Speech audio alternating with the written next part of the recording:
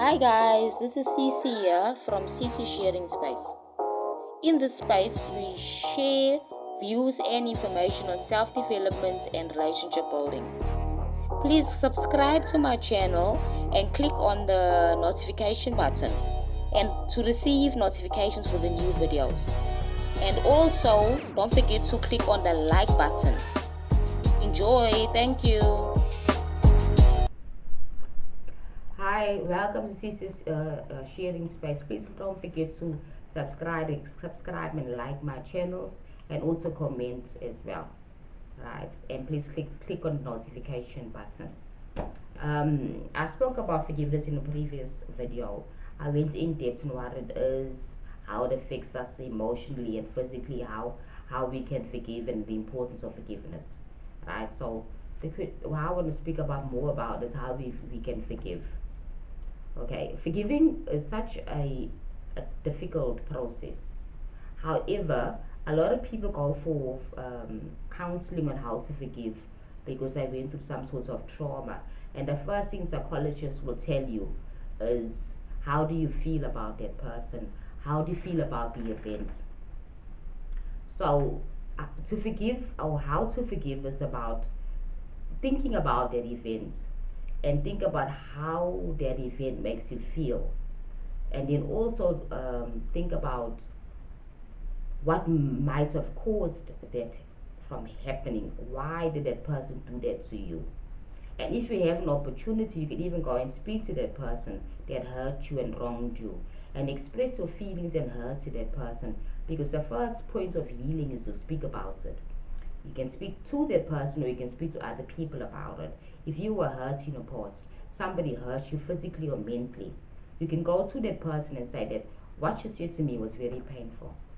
And I believe that it takes a very mature person to go up front and speak to the person that hurt them. Go to the person and tell them how you feel and how you felt when they did whatever they did to you that was hurtful. It's important for that person to understand your stance, to understand how you feel, so that person can also realize that you were hurt. And in most cases, if that person's of stable mind, that person will probably say, okay, I acknowledge that I did hurt you and I'm sorry. So it's constructive to talk to the people or the person that hurt you, maybe physically or even mentally. If the person's mentally abusive, you need to tell that person, what you did or what you said really hurt me. You might not hit me physically or inflicted anything physically on me, but mentally it did hurt me. I felt so frustrated. I felt so ashamed. So that's why they say, like, when you reconcile with people, if you need to reconcile with somebody after forgiving them, then you reconcile. You need to speak to that person and speak to them and let them know how you feel, so that they can understand. And if you cannot, then, as I said, speak to your psychologist, speak to a friend, speak to somebody you trust, so you can air out your feelings. So it's important for us to air out our feelings. That's a part of forgiveness. Because in most cases, people blame themselves for what happened to them. They blame them somehow. They are at fault, that they did something wrong. So then again, we need to now heal within ourselves and realize that I, as a person, did nothing wrong. If I was raped, I did nothing wrong. It's not my fault that I was raped. Or it's not my fault that I was abused or hit or attacked. So you need to also sit down and then talk to yourself and then try and understand how you're feeling about it. Some people keep a diary or a journal. That's another way of forgiving, is writing down your feelings, express yourself. If you don't have anybody to speak to. Some people prefer to rather write things down than to speak to people. Other people even express themselves in art. They will make drawings and stuff to express how they feel. You need to take those emotions that you feel and make them tangible things, make them words, make them actions. Go for a jog, go running, do something, go boxing, do something physical if that's going to help you to release that pain and frustration, so that you can move forward in the journey of forgiving that person and forgiving yourself as well. So it's important that we forgive ourselves, because we are not at blame for anything negative that happens to us. Everything that happens to you happens for a reason. It's for a point of growth, like what I said in my previous video. That everything that happens to you in life is about you growing as a person. Growing as a person, learning new things, and learning how to face things, how to confront things, how to deal with problems. That's why we need to learn how to forgive and move forward so we can forgive ourselves and forgive the other people that hurt us or the groups of people that have hurt us. Because in most cases, most people hurt you unintentionally. They do it for their own gratification. They do it because they need something, so they do something or say something that's hurtful to you. Because probably most people that abuse other people physically and mentally, like rapists, they've been hurt themselves. They are hurting people. They're painful. They are going through pain in their own lives. That's why it's important for you to forgive, because that person that hurt you failed to forgive the people that hurt him or her. He failed to recognize that he needs to release that pain so he doesn't hurt other people.